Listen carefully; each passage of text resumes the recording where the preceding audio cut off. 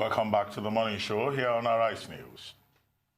For a breakdown of the UN Special Rapporteur Security Report on Nigeria, which a lot of people have called damning, we are now being joined here in the Lagos studio by retired Captain Aliyu Umar Babangida, a former military intelligence officer who is Chief Executive Officer of Goldwater and Riverside. He's a National Security Resource and Solutions Consultant. Captain, welcome to the morning show. Thank you. Good morning. Now, let's just go straight to business. I mean, the report by Calamad didn't quite praise Nigeria. The report, although the full report will still be released in June 2020, but from the preliminary report that we have seen, she was raising issues about impunity, about the failure of government to address the challenge of violence. And of course, the Nigerian government has responded through Garuba Shehu to simply just dismiss the report. What are your thoughts on the report and the reaction by the Nigerian government? I have read the report, some 80 or so paragraphs, and I had Garuba Shehu's response, or I read of Garuba Shehu's response. Garuba's response was more of a knee-jerk kind of response, you know. The reason I say so is Kalaman's report is just a literary, a written representation of the live acts we witness here, okay? If you look at the report, the first two paragraphs of the report suggests to me she was invited to come and do a job. She was invited to come and appraise a situation. And she finished and gave a report of her findings. And if I read properly, these reports were not just off her head.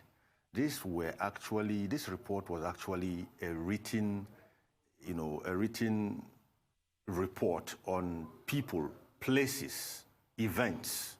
There were even footnotes referring us for further information and detail to live, facts on ground.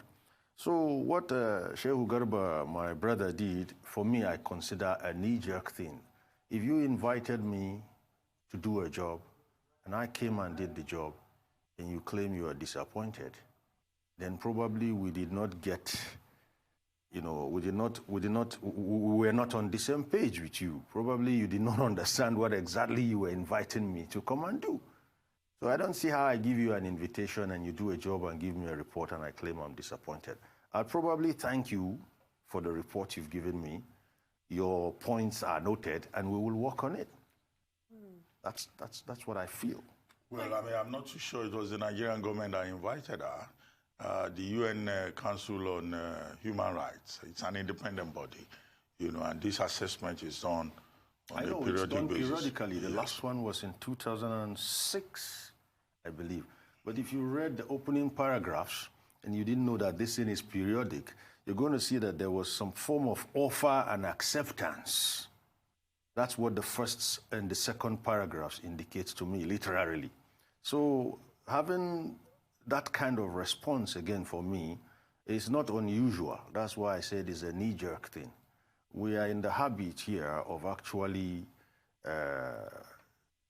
discounting the obvious until probably it's a bit too late.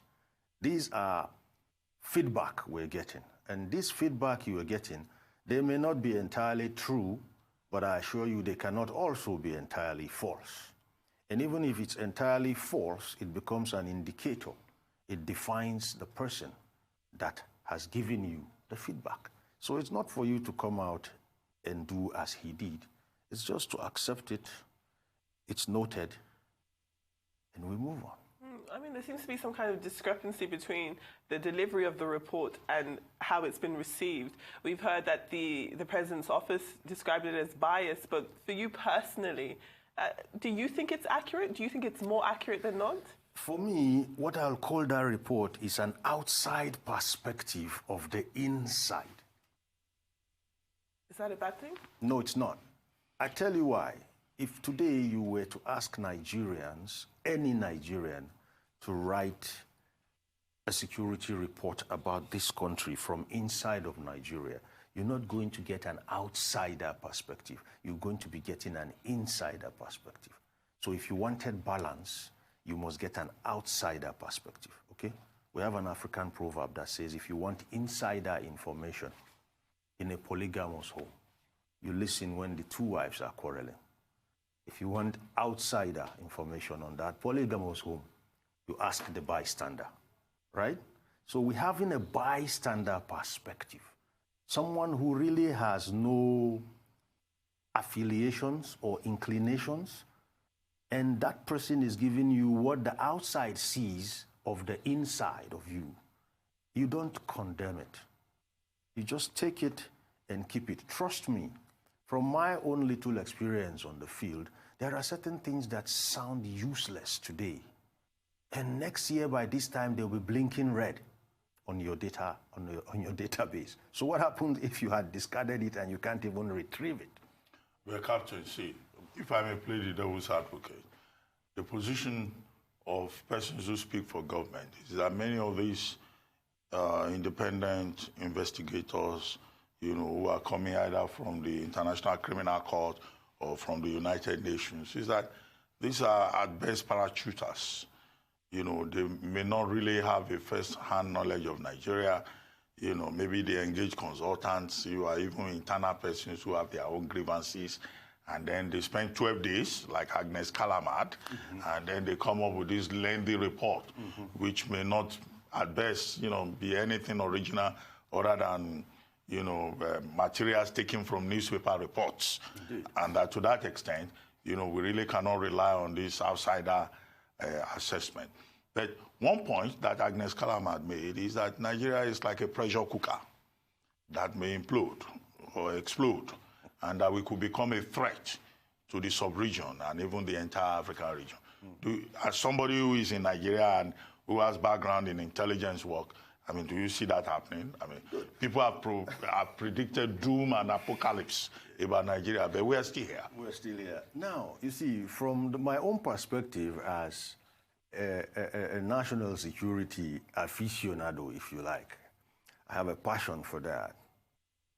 The fact that Agnes Callamard relies on people here to give her everything she's got, and in 12 days she's giving us 80 paragraphs, shouldn't be your business as an intelligence officer. You take that report, you smile politely and say your thank you, and that is what you profile. When you dismiss that report, you are open to surprises. I don't need to like you to enter you and profile you. You don't have to say pleasant things to me to be my friend. Now, talking about me living in Nigeria, I'll tell you that that pressure she's talking about spreads across board. We all feel it. The only reason why we may not be responsive to it as she is in her report is because of what you call the frog and the hot water principle. We've been in this water so long, so we don't even necessarily know it's boiling anymore. Yes, believe me. Case in point, when last did you travel? Okay, maybe you don't frequent that route, but I can tell you when last I used the Kaduna-Abuja Expressway. Okay, I can tell you when last I used it. It's getting to 4 years now. Why? You are an intelligence officer, a retired military officer. But you should be able to protect yourself. But I'm not foolhardy. And if I protected myself the way I want to, these same people will come and say you're taking the law into your hands. Those clowns on that express route don't have a monopoly of violence. I can raise a team and enter them right through. But then I'll be taking laws into my hands, isn't it? Now, the authority that the people tend to rely on don't get any reckoning when top-notch persons of the same authority jostle for cabins in the train to travel. So basically, what I'm trying to tell you is that what she's writing about need not come across as pleasant or disappointing to anyone. She's come here, she's reduced her exposure into an 80-paragraph report. You read it and move on. Right. It might not have to be pleasurable, but granted she's talking about serious issues, the content of the report is harsh. If she is even gently suggesting that Nigeria could be responsible for insecurity across the region. It is a harsh statement to make. The Sahel region has been suffering from insecurity. That is not at the foot of Nigeria. That is not Nigeria's issue. So do you agree that the report itself is harsh? I don't see that report as being harsh. What is harsher is having people killed and buried in graves that had to be dug by bulldozers. That's the frog and hot water I'm talking about. It's not harsh. She's just stated her own idea, her own awareness, her own, what comes across to her is what she's written. And the closer that scene is to what's happening on ground, then the truer it is. I'm not going to look at the responses from anybody. I'm not going to look at what she's written. I'm going to look at how close that report is to the live acts on ground. And how close is it? Very close, my dear, very close. Well, I mean, Agnes Callamard was also stating in her report, was also saying in her report that, yes, there may be a slight decline in extrajudicial killings, but that there's a lot of impunity in Nigeria. And military officials, and other security officers who engage in acts of impunity, they are never called to account. And she was insisting on accountability. Is it standard procedure in the military, for example, for officers to pull their guns on civilians or to even kill policemen and then, get away with it? I mean, we had this recent case in Taraba State, and the federal government, the president ordered that a panel should be set up. But it looks like that panel has just gone underground and we're not hearing anything again. It's not standard procedure for soldiers to participate in extrajudicial killing. But then it has become standard procedure for certain persons to misrepresent and misquote these soldiers. I have been on Medium where persons who should know better come and tell you that soldiers are trained to kill. No, I'm sorry, no. No, isn't that your training? No, sorry. You are trained to account for every bullet. Yeah, agreed. And to match a body bag with a bullet. No. Okay. Accounting for bullets is different from killing. We are not trained to kill. Captain, we'll take a short break. I think this clarification is very important. Because I'm one of those persons who hold that view. No, I have to straighten you out. Yes, okay. We'll take a short commercial break and we'll be right back. Still with us is Captain Aliyu Babangida. Right back.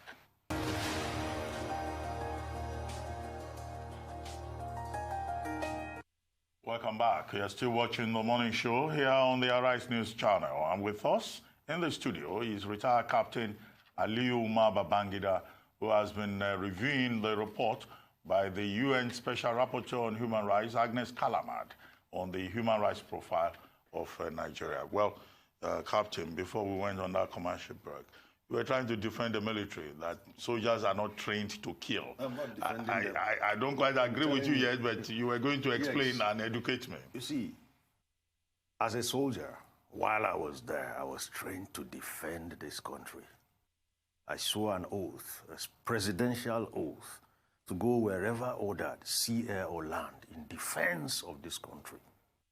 Now, in the process of defending this country, things can get so bad. People die. The soldier dies. The adversary dies. Any of them can be killed. So if you claim we are trained to kill, then you should also agree that we are also trained to be killed.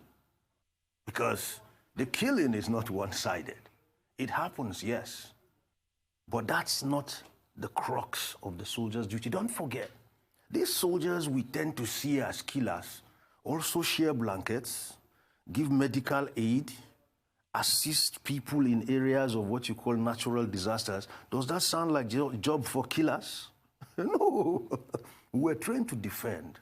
And we should please dissuade people who tend to indoctrinate soldiers with that thinking that you are trained to kill.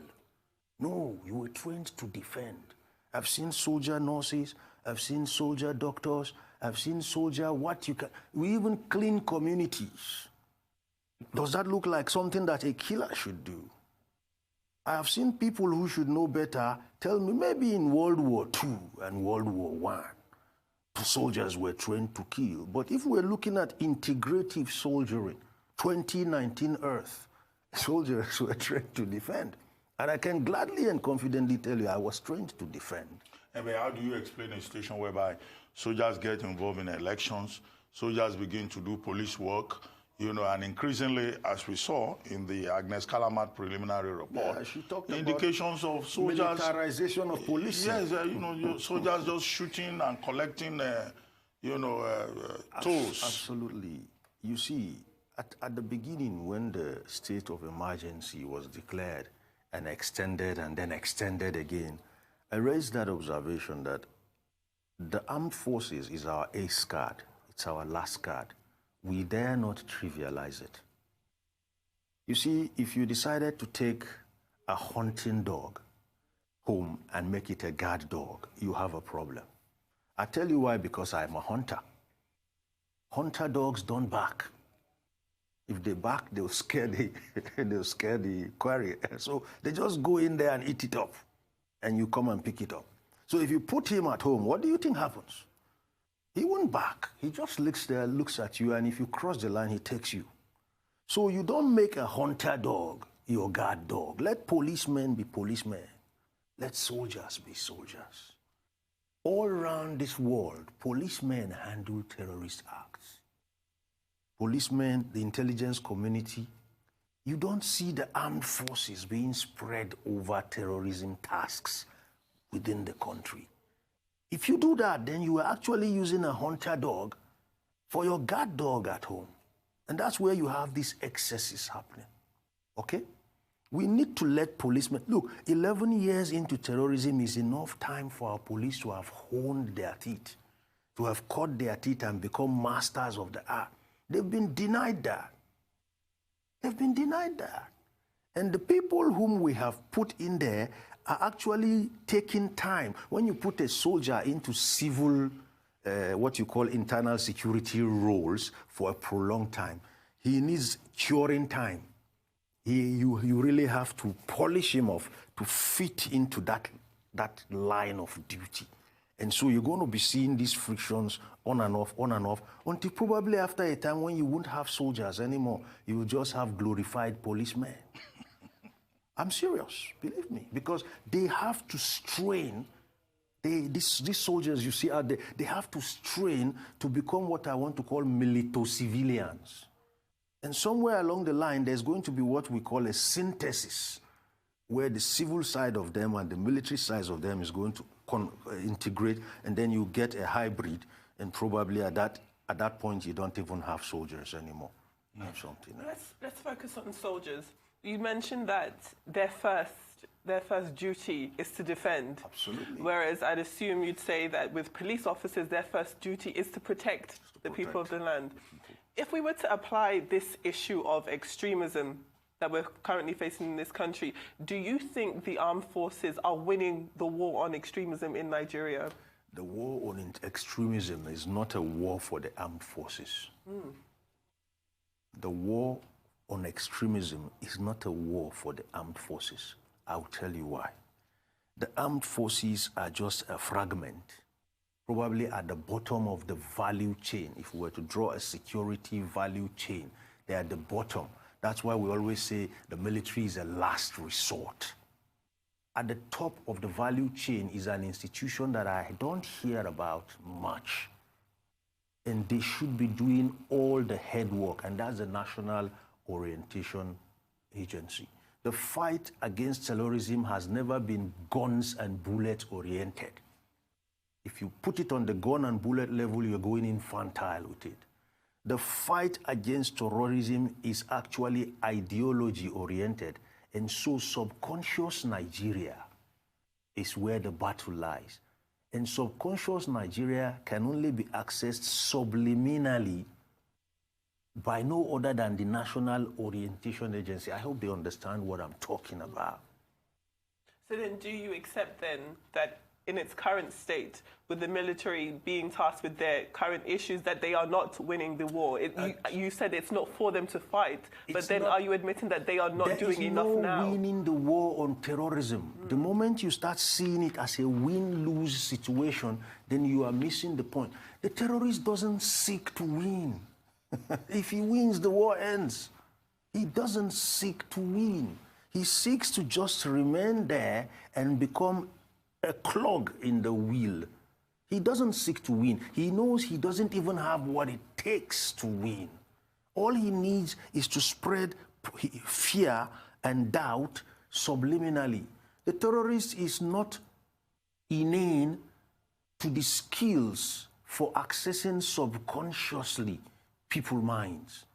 So if you are fighting him on the field, you are actually wasting your time, because every single human being on this planet is mind-driven. Get the people's minds. That's what the religions did when they came. They just got the minds of the people, and the rest is history.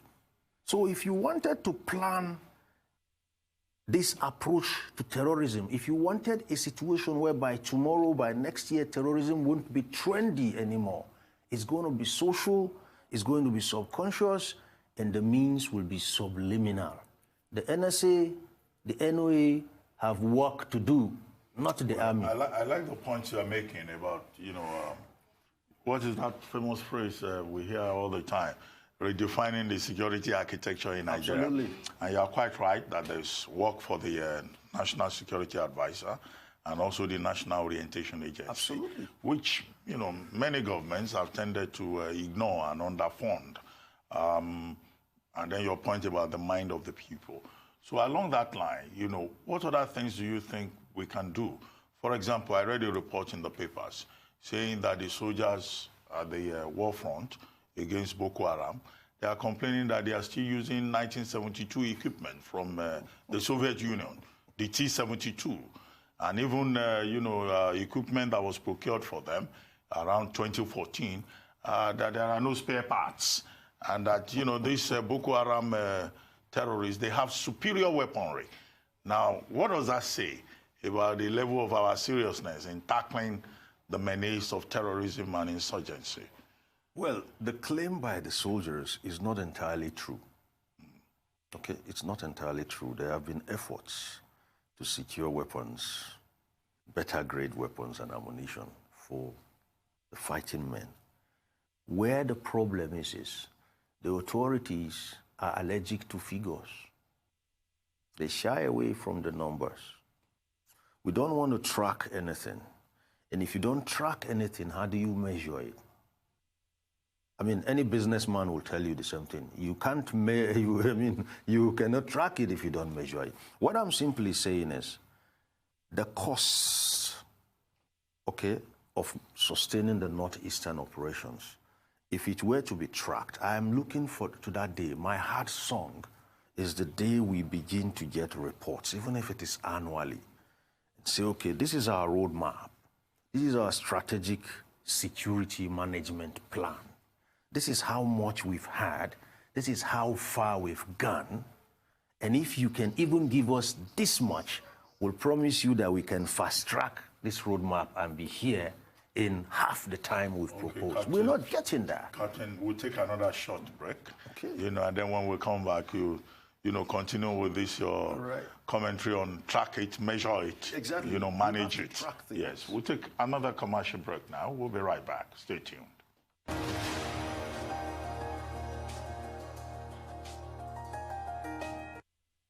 Welcome back to the morning show here on Arise News. Now we're still with retired Captain Aliyu Umar Babangida.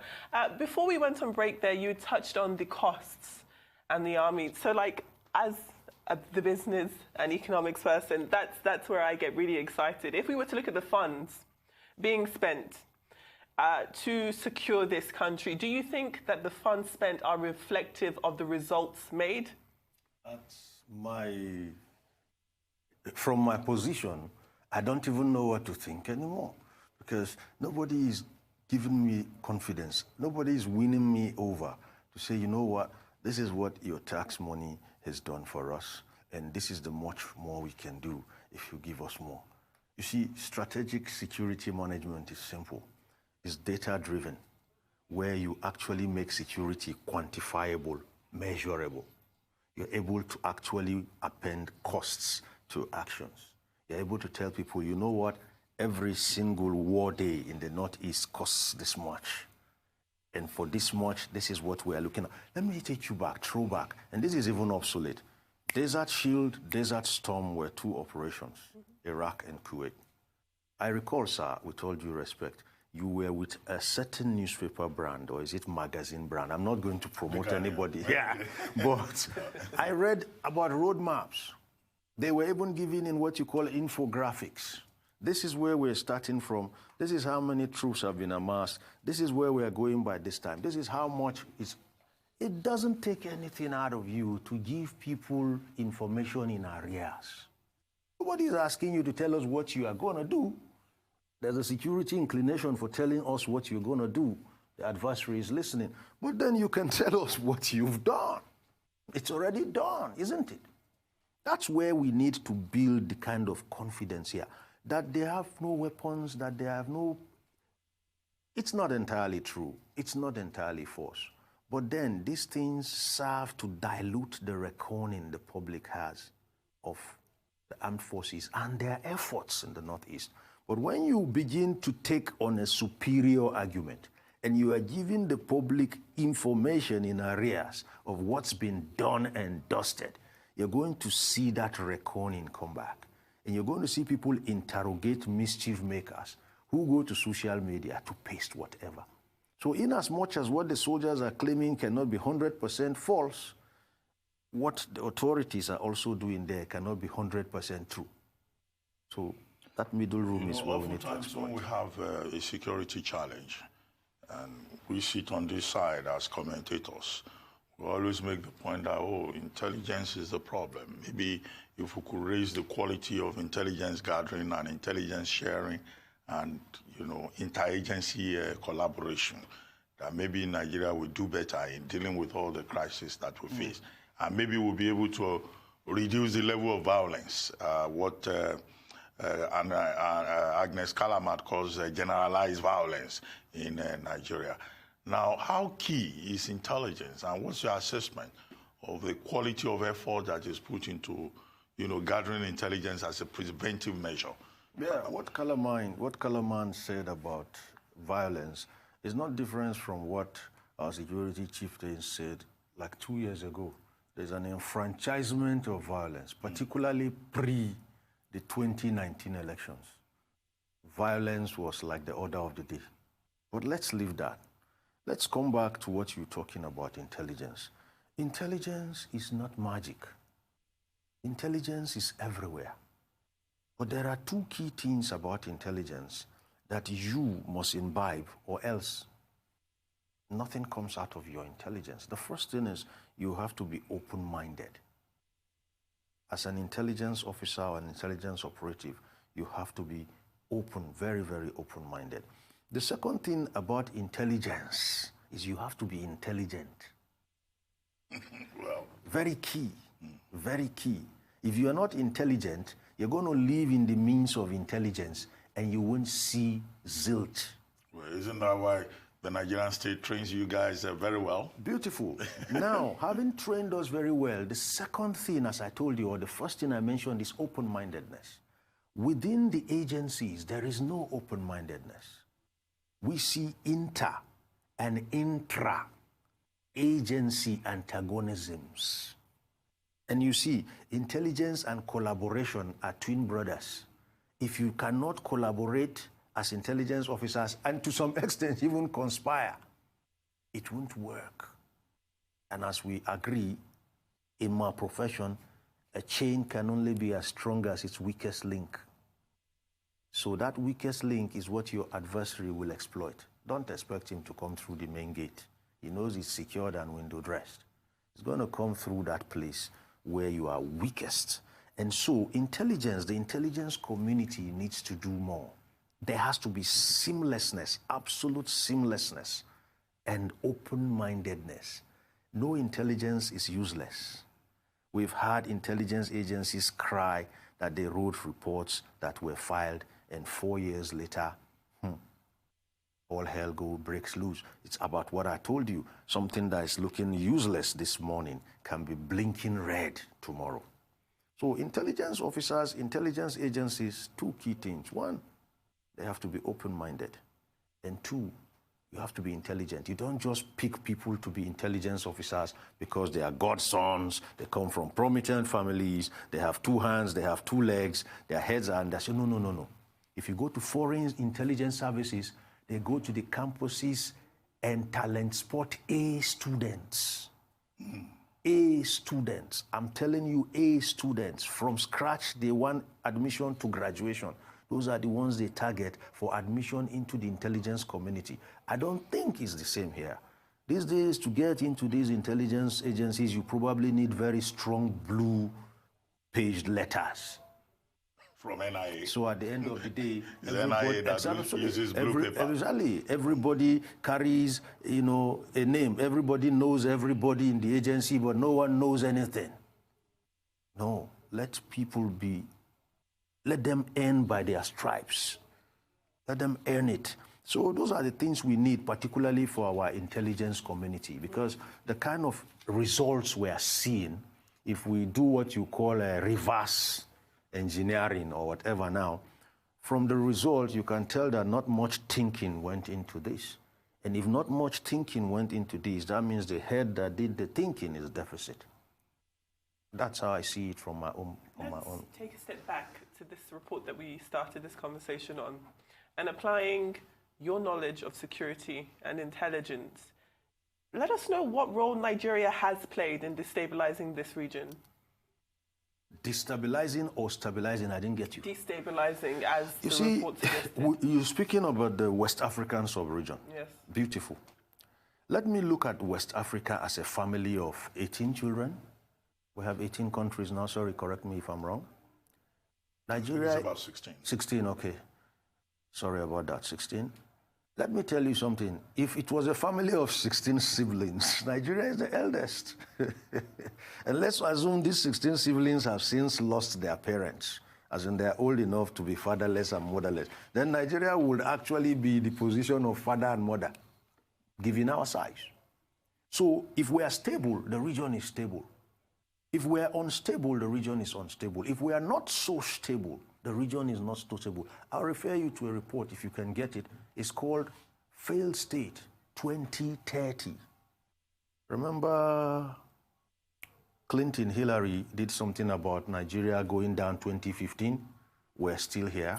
We will still be here. Now there is a new there is a new document which is Failed State 2030. Now immediately I saw it, it was a, let me call it a treatise, for want of what to call it, on Nigeria. Immediately I saw it, I didn't throw it away and say this bad. No, I said, okay, let me see what these people are talking about. And let me tell you what they did there. They were not actually talking about the failure per se. They were talking about how to contain the failure when it happens.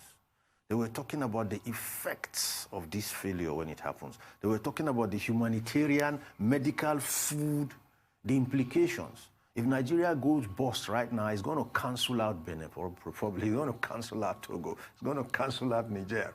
Just imagine trying to actually put a blanket into a bucket of water. You know all the water is going to come out. You have to put the blanket in, then pour the water if you want the water to stay in. So Nigeria is just having that kind of effect. So destabilizing, stabilizing, or in between, Nigeria plays the key role. We are major deciders, and from what is happening right now here, I don't think we are occupying that position of elder sibling properly. And let me tell you where the magic of it is.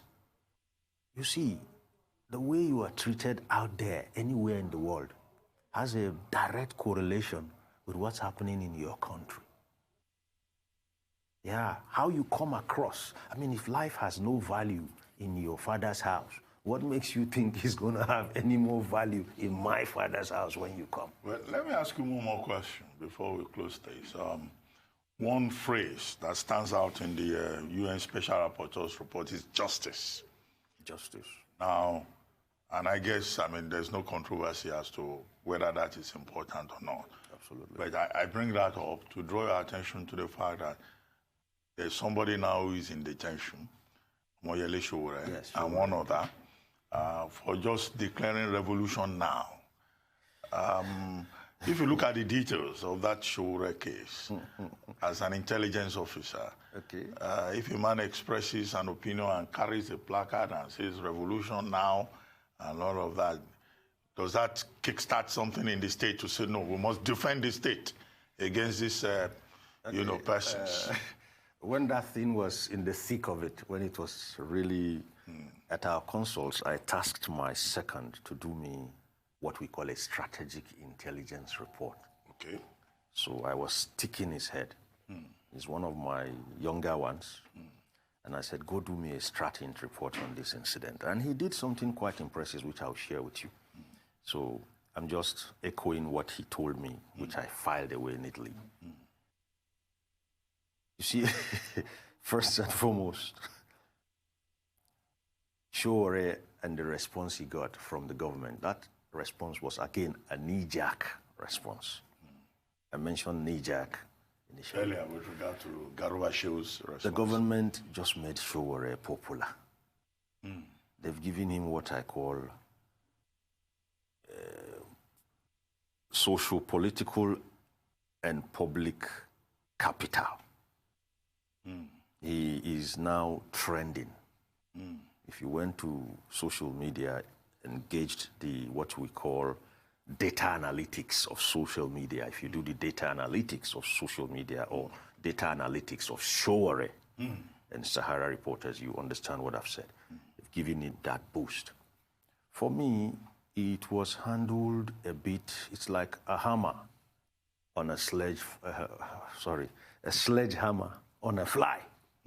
And unfortunately, it's already on the road, it's going, and probably ego and what have you will not allow the authorities backtrack.